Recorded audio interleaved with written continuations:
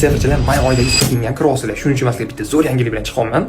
Bilasizlar, Sefer imtihonida mana speaking tekshiradigan bitta sayt bor. Aynan shu saytni men topib qo'ydim. To'g'risini aytganda, aynan shu sayt imtihondagi sayt bilan biriga bir qilib ishlangan va hozir men sizlarga shuni bitta obzor qilib beraman.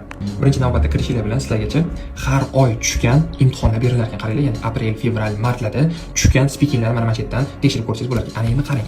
Agarda bularga bosib kirsangiz, sirasiz imtihon boshlanib ketadi. Mana mikrofonni yoqish deysiz va savollarga javob berishni boshlaysiz. Tell me about your neighborhood. Ko'rib turibsiz, speaking imtihoni qanaqa bo'lsa, xuddi shunday sizga ko'rsatib beradi savollarni. Ya'ni eng zo'r tarafi bu saytda o'zining sun'iy intellekti bor.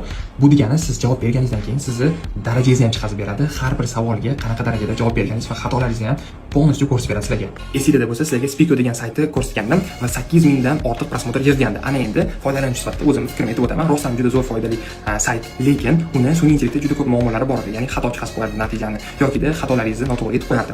Va ko'pchilik yoqmagan tarafi uni to'lovlari bo'lgani. Va lekin aynan bu saytda masala ko'rsatgan saytimda sizlar bemalol shu to'lovni deyarli yarim narxida qayta qilsanglar bo'ladi va sun'iy intellekt ham mukammal ishlaydi. Men ko'rsatgan saytda yana probniy rejimi ham bor. Ya'ni bemalol kirib ishlab ko'rsanglar ham bo'ladi va keyin to'lov qilasizlar. Bu saytga primoy kirib ketish uchun shunchaki 18 songa olib qolsangiz, men sizga o'zim tashab qo'yaman.